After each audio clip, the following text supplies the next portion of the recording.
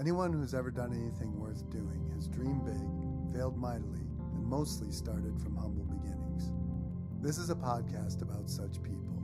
The most fascinating podcast in the world is fascinating because of the stories of the human beings. Hello, everybody. It's Pat DeCerbo, the most fascinating podcast in the world. Not because of me, but because of the people who agree to come on the show. And today we have Mary Teichert. Mary is president of Teichert Inc. And Teichert is a fifth-generation family business founded in 1887. Interestingly, the holder of California State Contractor's License number 8. There aren't many firms older than yours. She is the holder of a bachelor's degree from Harvard College in Boston, Massachusetts, or is that Cambridge? Is that in Cambridge? In Cambridge, Massachusetts. And she has an MBA from Harvard Business School. Mary began her time at Teichert as a quality assurance technician, and her career at the company has included plant management, materials sales, estimating, project management, and division leadership roles prior to becoming COO in 2013 and president in 2020. Mary was also inaugurated about 2 years ago as the first female president of the Beavers, which I was present for that. And that was a big event, a momentous event in the history of the Beavers, which is a heavy construction organization headquartered in Los Angeles. Welcome, Mary. Thank you. Glad to be here. Thanks for doing it. I know how busy you are, and I don't know how you do everything that you do, so I really appreciate it. I'm in the habit of asking people about when they were children, their earliest memories as children, and I just wondered for you, like, what are your earliest memories from when you were a small child? What do you recall? So let's see. When I was born in Salzburg, Austria. My dad was working on a PhD at the University of Salzburg. So I'd say the earliest is probably spending time with my sister in our house. I have two sisters who are 1 year and 2 years younger than I am. So I feel like pretty lucky to have grown up with a dad who felt like having, like girls could do anything boys could do, because the three of us kind of grew up as a tight knot of kids who were doing whatever was the good thing to do. That's interesting. What did you say your dad was working on in Salzburg? He was working on his PhD in philosophy. So he ended up getting an ABD there, and eventually also got an honorary PhD from Sac State. So, but his area of focus was philosophy. No kidding. And did he work in the family business too, or no? So he worked here for many years. He was the first executive director of the Teichert Foundation, which we started in the mid 1980s to give financial resources back to the communities where we do business. So he spent most of his career doing that. So he was a senior person at the company and on the board of directors, and his career was really about bringing to life the value that we have of the tradition of caring for the communities where we do business, because he's built up the corpus of the foundation in such a fashion that the company can afford to support community organizations in good times and bad. Sometimes, construction is a cyclical business. And so it can be that we have, years when we can afford to give money and years when we can't, but having it be a foundation, there's always some amount of money that's available to the community. So my dad was really at the helm of that, and he just actually retired this past summer. So he, I think, started at Teichert in like 1977 or so. So it's been a significant career he's had here. Now, that is fascinating. How forward thinking is that to have the foundation investing in the communities that you're active in way back then? What's a long-term commitment that Teichert's had to giving back to the communities where we are? So my great-great-grandfather was really active in the German community here in Sacramento. He was an immigrant from Germany and started out as a cement mason. So he was active with that group. And over the years, there's been all different kinds of places where we've reached outside the company to be involved, whether it's in our community or industry. My grandfather was one of the founders of the Urban League in Sacramento, which really advocates for and creates opportunities for African American folks in our region. And that was in the 1960s, I think early 1960s. So we've always done things, but the question of getting organized and creating a foundation was the mid 1980s. So that's been we've just continued to pick up momentum and formalize all the avenues that we have to give back since that time, which has been super. Mm-hmm. And you've done a lot before your time at Teichert, if I remember right. Um, what did you do? Well, I should back up. How did you decide to go to Harvard? Well, they let me in. So that was a plus. I actually had thought I was going to go to Pomona College, which is where both of my parents went. Mm-hmm. And it's an outstanding school in Southern California. Um, but then when I got into Harvard, I sort of felt like I'd be up for giving it a try. It's certainly an outstanding school. My mom got her PhD at Princeton, and so I'd spent some time back east visiting her. I thought, well, let's give it a try. And I loved it. It was an interesting group of students and had an outstanding roommate, which I feel super lucky that way. I know not everybody has that experience in college, but my roommate was a rock star. Mm-hmm. And so that was super. And then went from there to DC, worked in technology consulting for a couple of years, and then went back to business school, sort of with the thought that if you expand your toolkit more, you've got more ways to solve problems. So technology consulting was terrific. The company was called American Management Systems, and they were later acquired by Accenture, so another part of the Accenture portfolio. But having that really be business school was a way to address a wider variety of problems than could only be done through AMS.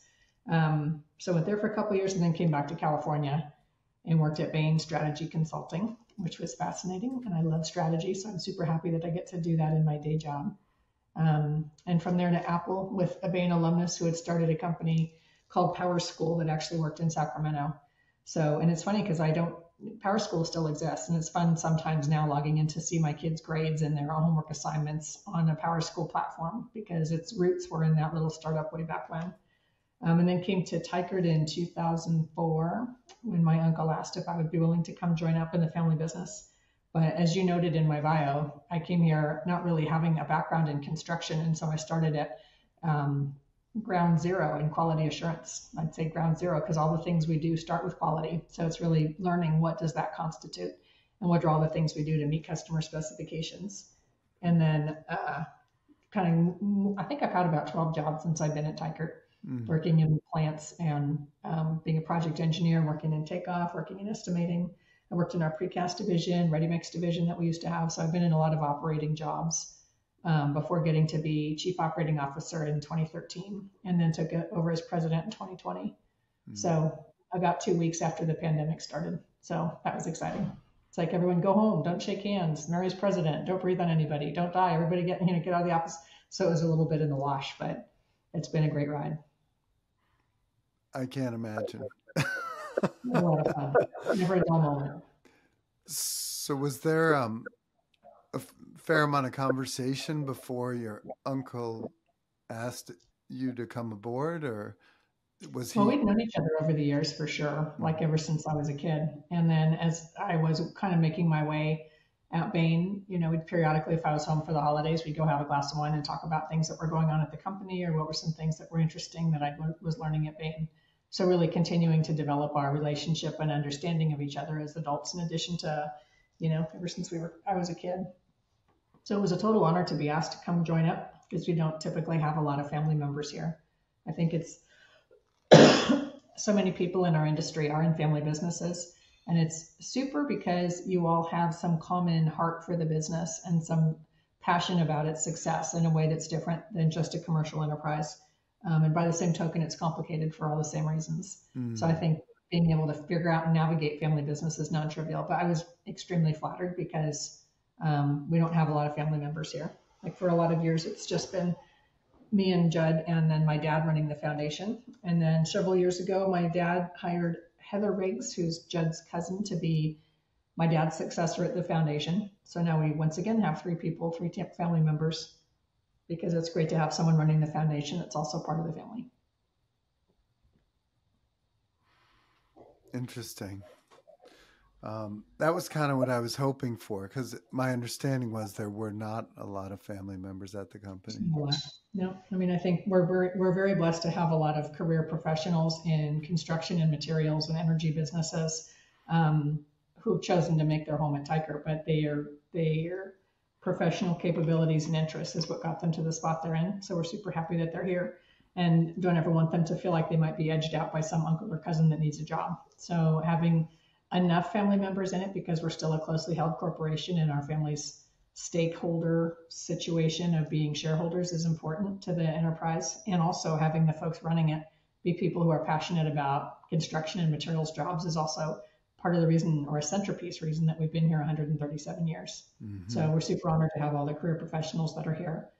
And it's most of the people that work here, other than the little tiny handful of us that are related to this family. Hmm. So when you first came to the company, what was it like getting introduced at the level that you were at and in the sort of a very new capacity? Super. It was so interesting. The people here are really professional and good at their jobs. And so, for instance, I started in the quality assurance lab with a guy who'd worked for Teichert for probably about 27 years. Was a little bit deaf because I think probably 27 years ago they didn't have the same attention to hearing protection that we do now. But incredibly knowledgeable, super nice, very willing to teach. And that's something that I have found consistently throughout my career is people here are willing to share what they know, which is terrific. And I've learned a bunch.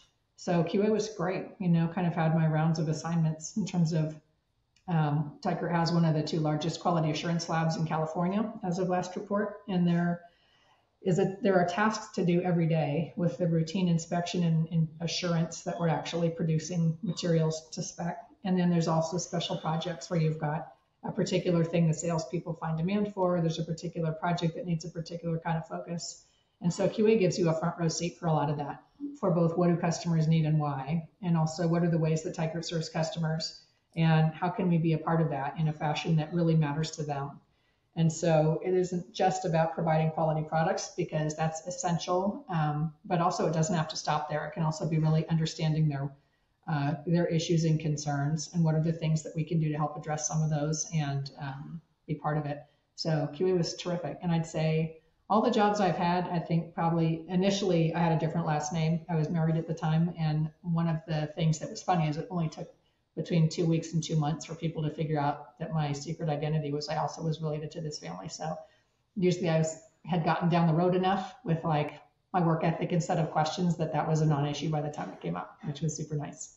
But I enjoyed the time, and the relationships with people are also a lot of why I think anyone is successful in this business, is because they've developed relationships with people who are thoughtful and constructive contributors to their knowledge base and to the, success that we all have at work all come from working together as a team.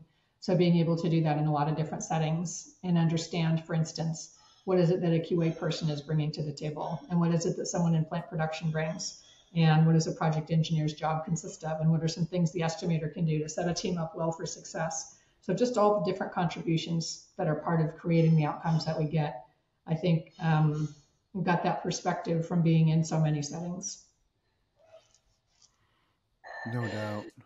And it Mm-hmm. sounds to me like you're problem solvers in a variety of different ways. It almost sounds like you're a bridge between the government specifications people and the construction community with the work that you're Well, doing. materials is interesting like that. So the materials that we make, there's a lot of latitude or flexibility that private customers have, but a lot of times they are drafting off of the state specs.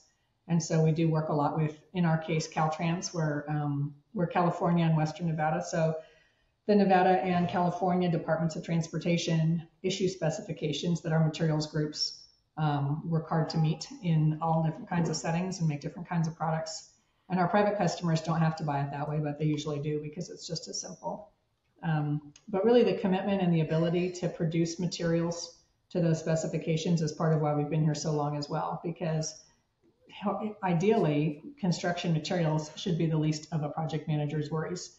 So the thought that maybe your AB isn't going to pass spec, or that your concrete isn't going to pass strength, like those should hopefully be the least of your worries. So that's one of the things that we strive to do in all of our enterprises, is to make sure that we really understand the intentions of the state specifications, and we work together with the state on things like, here's what nature yields. So here's the things that we are able to do and the constraints of the geology that exists in the state.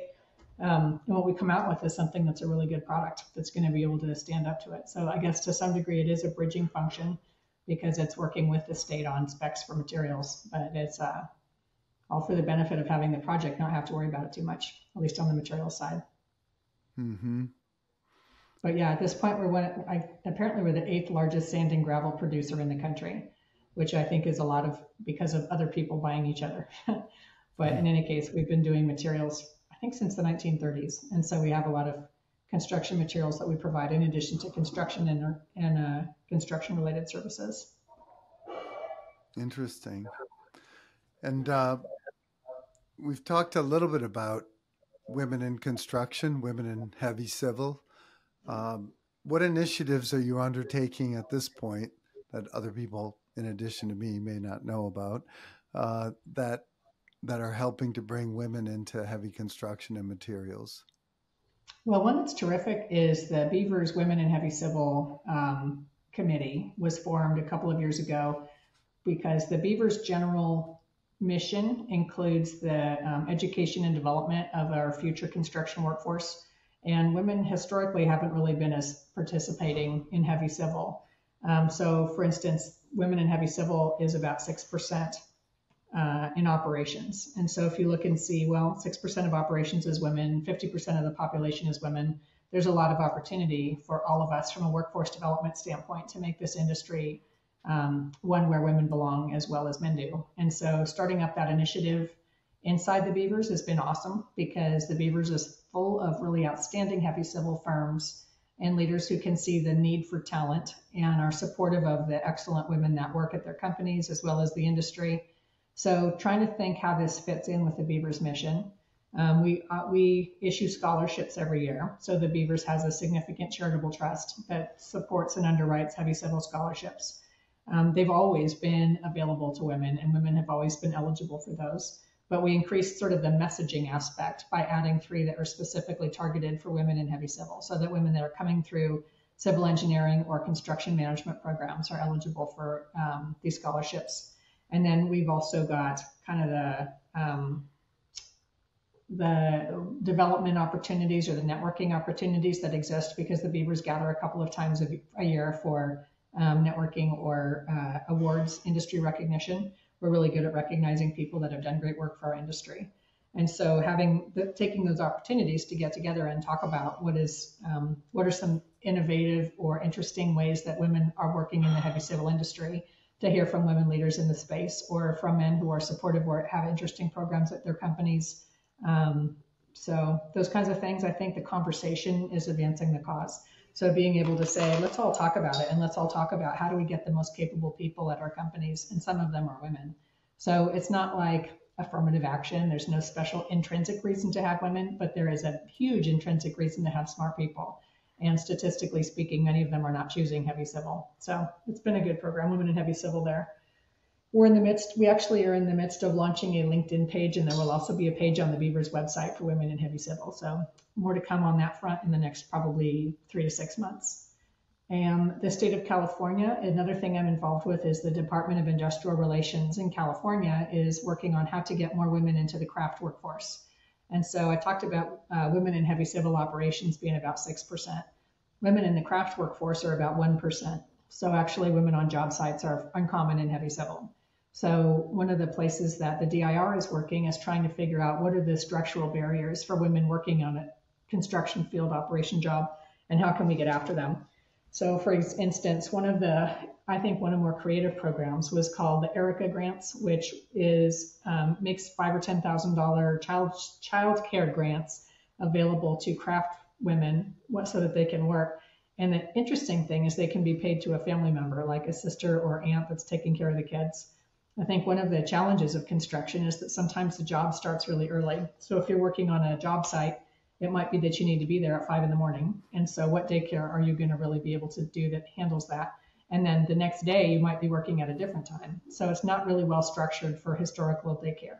So a lot of people do have their family taking care of their kids, and then it's not eligible for some of the historical daycare and reimbursement programs and that kind of stuff.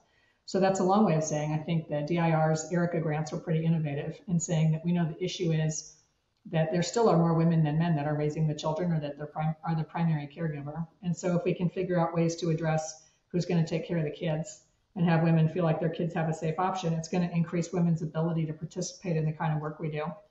So there's some stuff like that. There's a really interesting group in California called Tradeswomen Inc. that's working on this stuff. Just again, trying to figure out how do we tackle the structural challenges with having more women working in the industry. Because again, the whole point is we have an aging workforce. We've got, I think it was 11%, around 2011, it was 11% of our business that was over 50. And now it's like 22%. So we definitely have an aging workforce in construction. Um, and I'm happy to double check those figures. I think that's about right. I just finished also being chair of the Contractor State License Board in California. So there were a lot of these figures that were at my fingertips for a long time. But the aging workforce also lends itself to the point that we just need more people to be interested in construction. Someone, I think it might have been the National Association of Home Builders, someone did a study of what do young people want to go into? And something like 3% of teenagers want to go into construction. So it's just not we need to figure out ways to generate interest in our industry among young, capable people. And one of them would be tapping into women. So, Warren Buffett once said that part of the reason for his success is he only had to compete with half the population.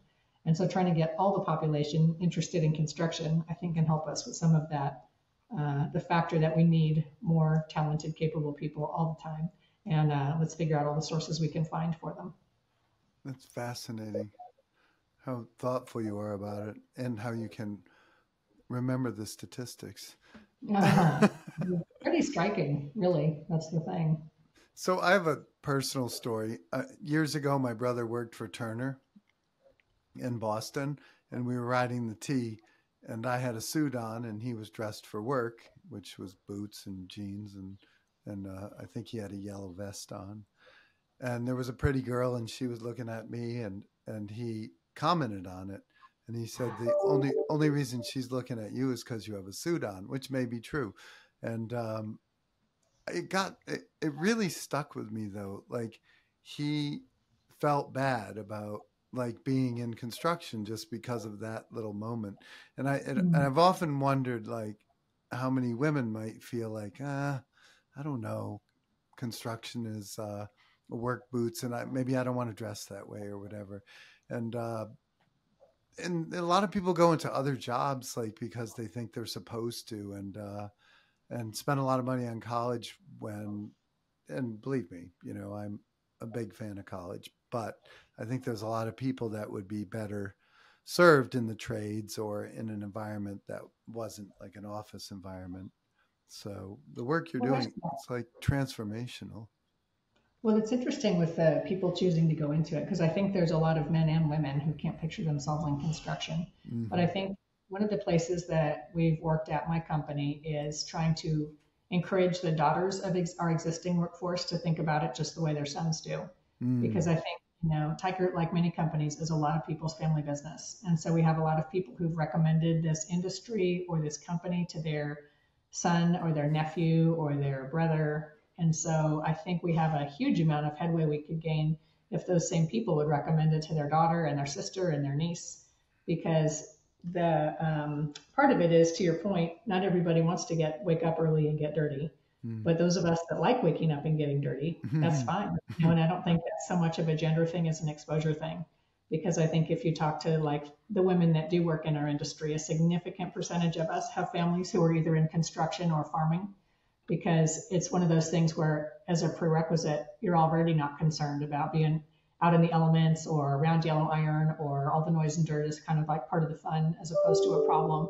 But I think that has more to do with people's exposure to it than their gender, because girls like that just as much. But a lot of people don't think of it. So I think part of what I'm hoping we get to through some of this outreach through the Beavers, as well as through the occasions when I have opportunities like this one to talk about it, so thank you for that, Mm-hmm. is to sort of also to do some like kind of like modeling is kind of a strong word, but some piece about noting that the water's warm, jump in. Mm-hmm. There are women in this industry, and there's some very cool, fun, interesting women that I get the chance to meet every day that are working in our crews or as project managers or estimators or superintendents. So we have amazing women working here. And so the more people can see all the women that are already in the industry, I think the more possible it will feel to folks that their daughter could come into this business and not just their son. But I think that way you've kind of already overcome one of the main barriers, which is people who don't know anything about the industry. It can look like a really distant and different place than what they're used to. Well, But and if they are, families used to it, hey, there's as many girls as there are boys. mm-hmm. We can start there. Amen. I mean, just anything new, anything that I don't know about is going to be scary for me. And Mm-hmm. if people, not only do I not know about it, but people discourage me or don't encourage me, then I'm even less likely to pursue it. Just that Yeah. little suggestion to, I'm not suggesting it's little, but just a suggestion that not only sons and nephews, but daughters and nieces is Mm-hmm. just a mind shift, Yeah, for every and single it's employee. not looking too far afield. Like you don't have to like go out and beat the bushes of, every girl in school in the whole world. You could start with the ones that already have some exposure to the kind of stuff we do. I think we also have outstanding folks in our workforce that come from a farming background because there's a lot of similarities. And I Mm-hmm. think people getting up early and working hard and being outside, if folks are up for that, like we can teach them everything else. So, Amen. but that's a big deal. Yeah. And you're getting referrals from people that these people already trust. hmm Exactly. So we started a Take Your Daughters to Work Day a few years ago, and now it's become Take Your Kids to Work Day, and it's super. Actually, I really love it. It's going back to the point why I started with the Daughters to Work is this exact topic, which is to not only encourage people to think about their daughters in their same setting, but also to build a little bit of community among the girls when they came in. But after a year or two, it was such a popular, awesome program that all the boys wanted to come to. And I said, that's just fine. We'll just take your kids to work day like the rest of the country. And it's a fantastic experience. We have to reignite it after COVID, but the way it was structured is that we have parents bring their kids into our offices. I think starting at 5 a.m. they can bring them in, and then the program starts at 8. So because some of the parents just need to drop their kids off earlier for the reasons we were talking about. And then we take the kids for the day. And so we'll rotate through a bunch of different leaders at our company to talk about what they do. So like if a kid's father is a backhoe operator, or their mother drives a scraper, then you can basically also see someone who works in geology or accounting or mine planning or, all the different things that it takes, or a superintendent. So we have people come talk about their jobs, and then we take the kids out to a job site and actually go visit a construction site and hear from the project manager and superintendent and tour around and see what they're doing. And we take them to a plant because in our case we have a lot of rock plants like I was mentioning. So we take them out to a plant, show them where rock comes from and how that processing works, and take them on a little tour of the plant. We take them out to our quality assurance lab, and they get to like mix stuff up with their hands. And then we usually take them to one of Teichert's bigger charitable projects that my dad drove was the development of a Boys and Girls Club in Sacramento. Because at the time, I guess it was back at the turn of this century, we were the only capital city in the country that didn't have a Boys and Girls Club. And so my dad helped start the Teichert branch of the Boys and Girls Club. So we'll take the young people that are there for Take Your Kids to Work Day over to the Boys and Girls Club and maybe have lunch there or visit with them. So we kind of fill their day up, and we have a moment where we have them all write a letter to their parent about what they learned that day, or we do some career envisioning, like a vision board on what do they think they might want to be when they grow up, and basically keep them until their parents get off work as well. So the upside is that our actual industry, it's a little hard to actually bring your kid to work. Like most of our equipment doesn't have a passenger seat. So it would be a little tough. Or if you're working in a labor setting or on a construction site, it wouldn't really be appropriate to have a child there most of the time. So this is one way to accomplish that part, which is parents getting to show their kids what they do. And then it's also a way for us to have young people see our industry as something that's kind of fun and cool, get a little more perspective on what their parents do and a little context on the industry. And the ultimate thought a little bit too is like maybe they can imagine themselves in it. And so maybe there's at least one of the jobs that came through in the course of the day or that they ran across that they can picture themselves doing. And we love when the kids of our employees are interested in coming here. I feel like it's a terrific compliment to the company that somebody would like their job enough to recommend it to their kid, because they are our most precious people, and saying, this is good for you. And that feels like we've created a great space. So that's been good. So we have to get it going back again after COVID, but that's how we did it. And then it was, we initially started it at our corporate office, and then people were driving like 3 hours to bring their kids because they were so excited to do it. So we moved it out to all of our regional offices have also versions of it. And so whatever region you're in, there'd be like your own region would have a take your kids to work day and go see local projects and plants. So anyway, that's a super long way of saying that I think modeling and having kids come see what we do and come and be able to picture themselves in it and come see that men and women are both successful out here, all those things I think make a difference. No doubt. And just showing interest in people at that age, like, I don't know. I feel like good communication is in some ways lost in society today. And what you're doing is communication of the highest order, you know? Well, it's funny how it's like there's a lot of communication in construction that's not really about words. So there's a lot about like, how you show up or what kinds of experiences people have that makes an impact in addition to whatever you say. So being able to do stuff all day long, I think is really cool. Mm-hmm.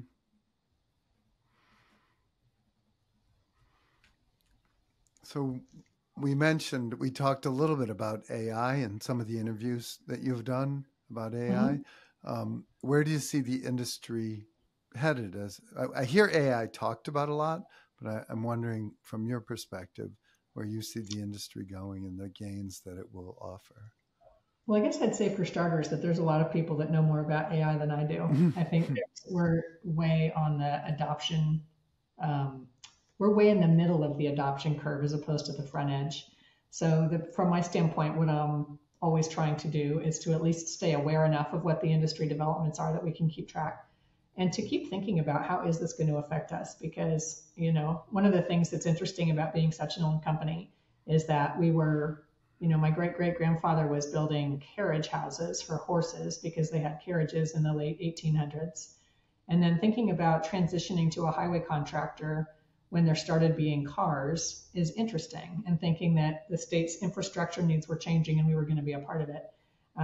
And so thinking about, I wonder if AI is a similar kind of revolution, that there's going to be some hinge points as to how is our industry or how is the infrastructure that's needed going to be different. And I don't know the answer. There's I'm always interested in these conversations because there's a lot of good thinking going on. And some places where you see it bubbling through, for instance, in estimating, there's a lot, like I would say, the pace has picked up of outreach that we get every day from estimating firms that I think are using, in some cases, some version of AI to say, here's, some historical costs times some production equals some outcome. And however that works. And I sort of am saying that at a high level because I haven't done that and I don't know the answer to that. But it goes back to one of the areas that I can imagine AI really making a difference is in estimating. But there's a bunch of other places too. We've experimented with automated equipment in settings where it makes sense. And I think the big heavy mining companies are way ahead because a centerpiece topic is that there's a lot of exposures in the work we do. And so the more you can have machines not have a person have to climb up and down and be bumping around and exposing their back and all the different things to the kinds of things our industry has to deal with, the better. And so it could be that some of this comes across in equipment automation. So trying to keep an eye out as to where it comes. The things I already know are useful about it. One is it's a cool writing tool, So to the extent we have to write a message for the annual report, write it up, stick it in ChatGPT, and it comes back better written. I think those kinds of things are like an easy little low-key way to enter it. But I think there's a lot of places it could make a difference. As to where it will make a difference, there's so many different factors that's part of why I keep paying attention, because it matters what's going to happen with labor. Teichert's been a union contractor since 1919. So we have 2 agreements that are over 100 years old. And so what is the workforce going to be involved with, or how will that work? And what are the roles going to look like is a big important topic that we have to be thoughtful and talk through. And another piece is like, what are the places where creativity and human creativity is needed? And so, for instance, how to build a better mousetrap is still an interesting conversation. Even with something like building roads that we've been doing for 14 decades, it's still different and interesting. But not everything about it is equally interesting. So, what's the density of a ton of asphalt is known, and uninteresting.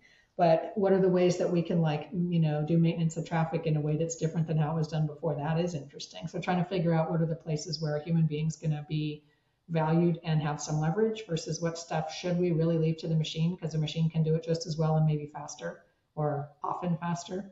So trying to sort it out. I feel like we're kind of at the frontier still as an industry of how's this going to work, but no question it's coming. And I just keep paying attention to where are some places that it could change because it'll be interesting where it does. Mm. You mentioned that you're one of 3 girls. Yep. I have 2 sisters. And your sisters are not involved in the company? Nope. I have about 18 cousins. I think there's about probably 50 people in my generation. That's one funny thing about being 5th generation is a lot of people having kids. So yeah, my sister is one of them, is a teacher at California Montessori Project. So she's an outstanding visual and performing arts person and super creative. And the other one is like a makerspace director. So she's really good at crafting things and coming up with visionary projects that you can do with your hands. So they both have kind of different types of careers that are super fun for us to all talk about and sometimes get together and look at each other's work and admire it. But we're all doing different things. Mm-hmm. And how many children do you have, Mary? 2 boys. One of my sons has just finished his sophomore year of college, and the other one just graduated from high school on Friday. So that's exciting. And I imagine it's a long shot, given what you've said, but do either of them show a propensity for the industry? Or? Well, I think they'd both be good at it, but I think they're both going to go do other things. And part of it is because I really value having worked other places before I came to Teichert. So I don't think there's any 18-year-old that I would say you ought to go work in your family business right off the bat if you've got other choices. Because learning more about like what am I good at and what do I need to work on and what are my development edges and how am I in a professional setting, it was super nice to have gotten a fair amount of that under my belt already before I showed up in my family business. But my boys have both, each of them has done 1 summer's worth of internship at Teichert, which was awesome. And I think they appreciated the culture that we have and the work that we do, and they love the people that they worked with. So those were all fun. But right now, my older son is thinking he's working on what he's going to do. He's actually going to be doing a year abroad in Germany next year, and he's a German major. So we'll see where he lands or what ends up making him happy. And the little one is focused on the Navy. So we have many really outstanding alumni of the armed services in construction and at Teichert. So I'm not giving up that he might make his way back here at some point. But I super admire and respect his call to service, but he'll be in the Navy as opposed to construction, at least for the time being. He's going to enlist? He's actually going to the Naval Academy in Annapolis. Okay. So he'll be going that route, which is totally exciting. I'm super proud of him. That is exciting. Wow. Yeah, it's a big commitment, but he's wanted to do that since he was probably 10 and never wavered and done all the things. So I'm hopeful that it's an awesome experience because I know he'll be awesome at it. Yeah. That's fascinating. What was he exposed to at age 10 that made him think of it? Any idea? Or? I don't know. I think probably at age 10 is when I probably started asking what he wanted to be when he grew up. So I'm not sure where it came from. One of his grandfathers and both of his great-grandfathers were in the service. So his great-grandfathers were both in World War II. And one of his grandfathers was in the Korean War. So, but that's the last time that there's really been, like, he doesn't have examples in his day-to-day life. His dad wasn't in the service and I wasn't. So I don't know exactly where this came from for him, but it's been totally unwavering. And so when you think about a young person that for 8 years, this is all they want to do. He went to the summer program at the Naval Academy and really got a lot out of all the exercises they did, some of which I think would be quite daunting. I found out today one of them is called a sugar cookie, where you jump in the ocean and get wet in your sweats and then roll around in the sand and do all this stuff. And he thought it was terrific. And I thought, oh gosh, that would be really tough. Mm-hmm. But I'm super happy that he loves it because I definitely feel like his wiring is such that I have every confidence he'll be successful if he wants to be. And I think it's going to be super cool. But yeah, it's quite a commitment, and I'm really proud of him for making it. That's great. Where was that program held? Which ocean did he jump in? Well, it was all at the Academy in Annapolis. Okay. So it was East all Coast. Yeah, they do their summer programs on site. So the kids get some exposure to what's it like there. They can kind of see They get some of the obstacle course stuff, some of the physical workout things. They get to see some of the traditions. Um, he also did a shadow day there where they can like go to class and spend like I think it's 2 nights with an existing student, so they can kind of get the experience of the dorm life and see what it's all like. Ask questions, and I think a lot of it is sort of the two-way selection process of for the kid understanding would this be like, and do I want to do it, and then probably for the academy thinking, if kids don't want to, and if they're not up for this, then here's a chance for them to self-select out before they, come here and then realize it's not for them. So I think there's a lot of little miniature exposures that are possible along the way, and Chris loved all of them. So that makes me feel hopeful that this will be a good experience for him. That's terrific. What a great idea. It'll be very, very exciting. And your elder son, any idea what he might pursue when he I'm not reads? sure. I mean, he's a German major, so there's some universe where he could be a teacher. Mm-hmm. But honestly, he's a wide thinker and super thoughtful and a good conversationalist, and I can picture a lot of different things he might be good at. So he's kind of using his summers and his time to explore different things and see what fits. But I think he's got a lot of possibilities. He's super capable and smart. So my main encouragement to him is to go find something he loves to do. I feel super lucky that in the 20 years I've been at Teichert, I could count on my fingers how many days have I not wanted to come to work because I just love my job. Mm-hmm. And that's what I want for my kids. It's just for them to feel like they love being where they are. And frankly, for everybody, I want the people at Teichert to feel like that because I feel like, life is short. We should all be doing something that we totally enjoy.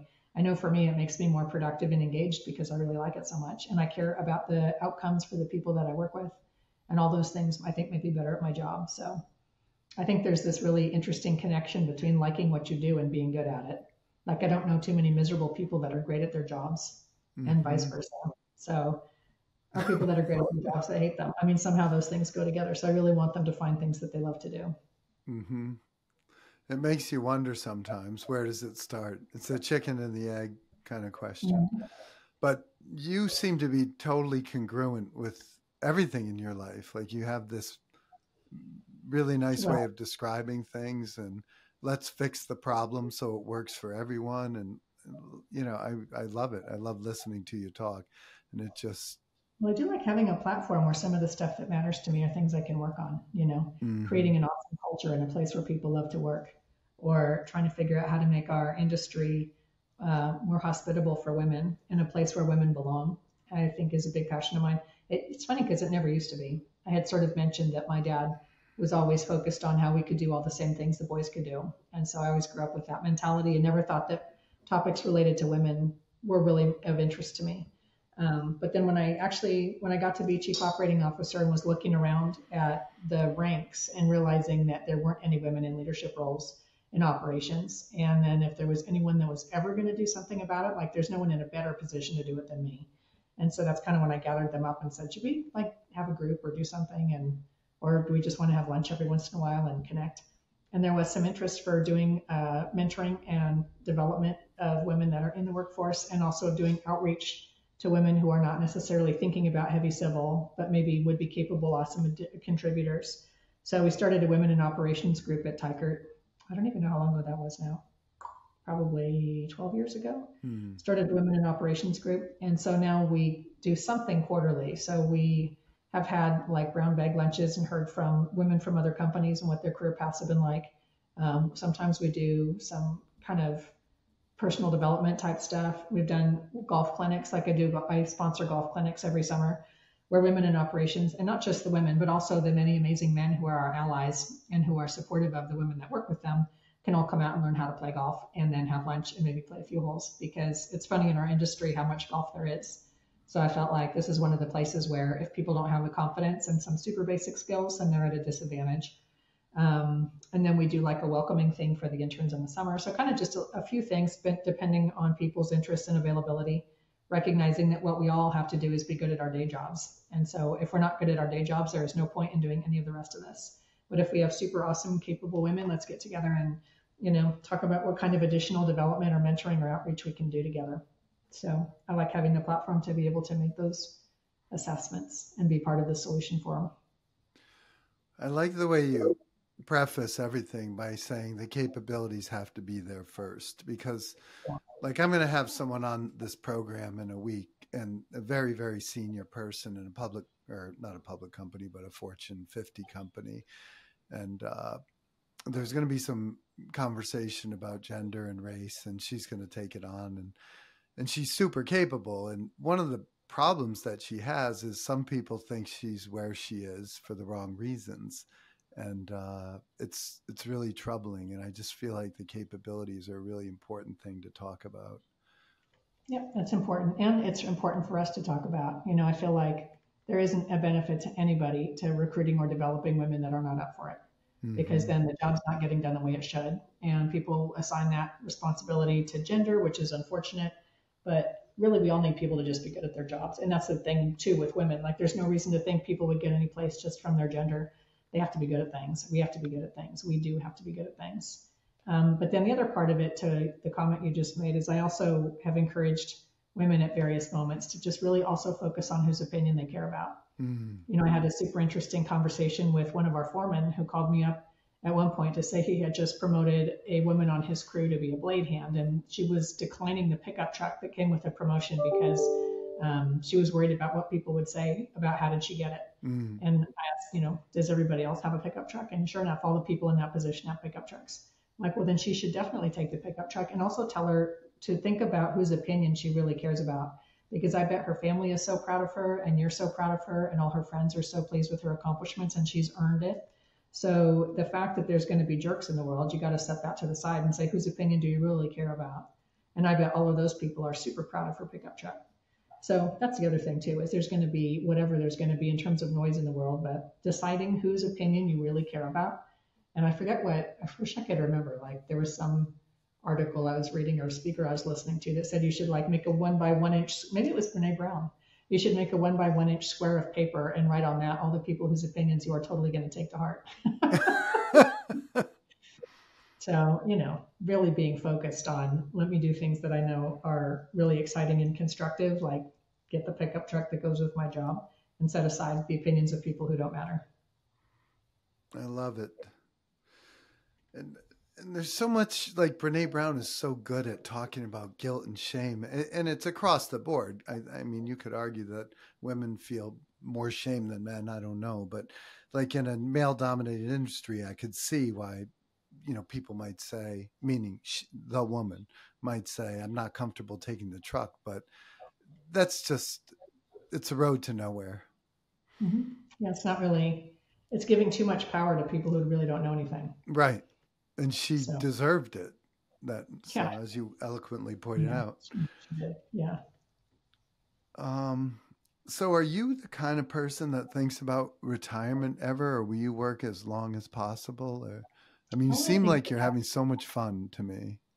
I am having a great time. The other thing that's cool at Teichert is we're pretty good at like keeping some of our retirees as consultants and not go very far. And please keep doing the stuff you're interested in, which I love because then we get the benefit of people's wisdom and their knowledge. And then probably they like it too because they can spend most of their time being retired, but then we can call them back if we need to confer about something or need some help looking into something. So I definitely would like to retire someday, but it's not imminent. I'm actually taking over as CEO April 1st. So I've been the president since 2020, as I described, but that's the succession plan that we've been working for 20 years. And so I'm completely honored that I get to be in a position to be part of it, but that'll be April 1st. And so I would say it's going Congratulations. to be a while yet until my career slows down. Yeah, hopefully, knock on wood. That's the first I heard that. Congratulations. Thank you. And I also love what you just said about the retirees. Like you're telling them Mm-hmm. they matter. Like there's Oh, yeah. like Brene Brown again. People need connection. They want to be valued. They'd probably hang around for free. Well, and we need their expertise, like Amen.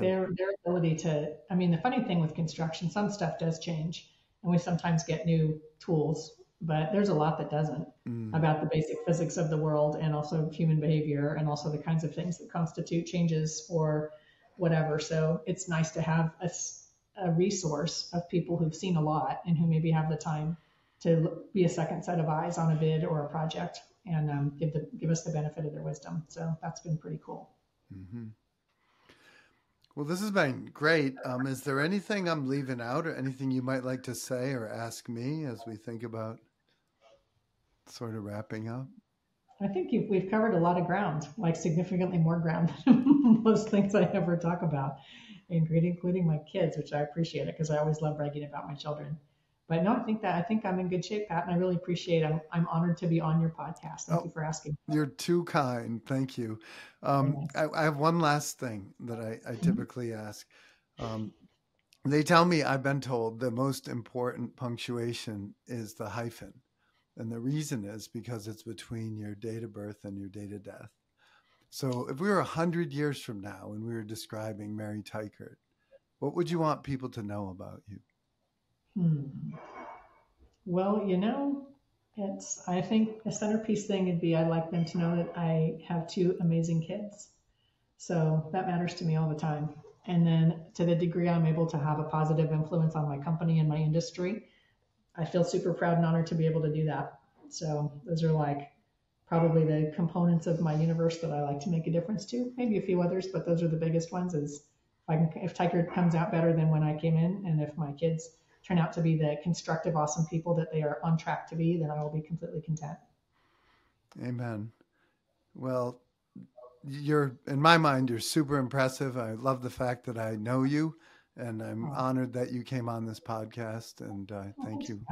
Thank you very Well, I sure much. appreciate that. It's a privilege, and thank you very much for the time. My pleasure. Have a great afternoon. Thank you. Thank you. You too. Bye bye. Bye bye. If you enjoy the most fascinating podcast in the world, please follow on Spotify, subscribe on YouTube, and follow on Apple Podcast.